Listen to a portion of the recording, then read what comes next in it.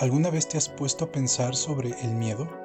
¿Eres consciente sobre a qué le tienes miedo y qué te lo provoca? No nos referimos solo a los clásicos miedos de las películas, cuentos, historias o videos de terror. No, nos referimos a otro tipo de miedos, los cuales incluso tal vez pensamos que no son tales, como por ejemplo el miedo a la desvivisión, el miedo a una guerra, el miedo a los otros, el miedo a perder el trabajo o reprobar alguna materia en la escuela, el miedo a que nos abandone nuestra pareja, etc. En el video de hoy, el bonobo, junto a Jean Delumeau, abordará brevemente algunos aspectos interesantes sobre el miedo, desde la perspectiva de la historia. ¿Nos acompañas?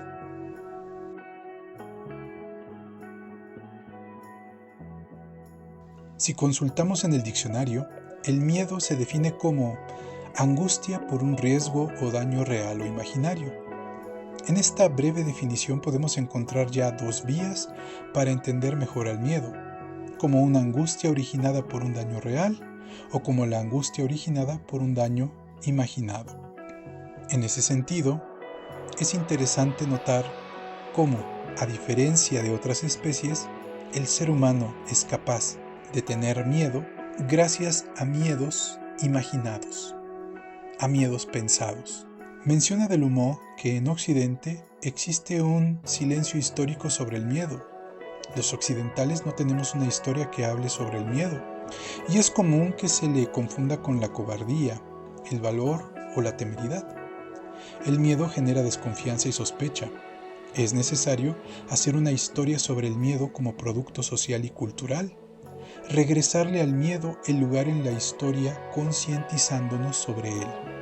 La historia de la civilización humana es la historia de la lucha de los hombres en contra del miedo. Los seres humanos buscamos protegernos del miedo y lo hacemos a través de mecanismos biológicos y simbólicos.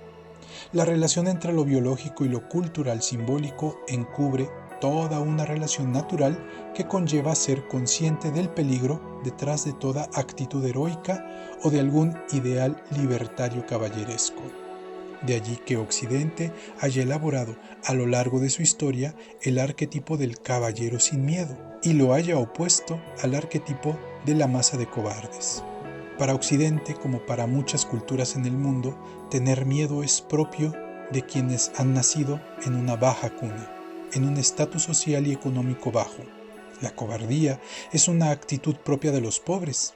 El pobre, el campesino y el villano suelen aparecer como miedosos, crueles y villanos, y son cobardes porque no buscan la fama. En efecto, el cobarde es un ser anónimo que muere en la oscuridad, perdido entre la muchedumbre. El imaginario occidental creó así dos universos sociales y morales, el de los ricos y el de los pobres. Occidente no habla del miedo porque su discurso literario ha exacerbado por siglos la valentía individual del héroe y dirigente social.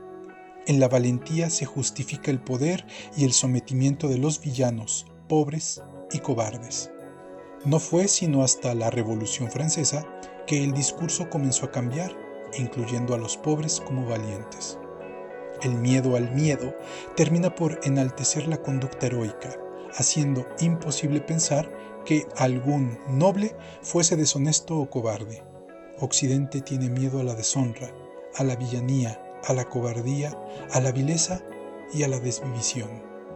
En fin, habría que plantearnos, nos dice Delumeau, si acaso hay una relación entre la conciencia de un peligro y la cultura, si acaso no somos más frágiles hoy ante los miedos que nuestros antepasados, si es posible pensar que una civilización pueda morir de miedo, y por último, preguntarnos quién tiene miedo de qué. Pero, ¿y tú qué piensas? No olvides dejarnos tu opinión en la caja de comentarios. Si este video ha sido de tu agrado, no olvides darle like, suscribirte y activar la campanita de notificaciones. Saludos y hasta el próximo video.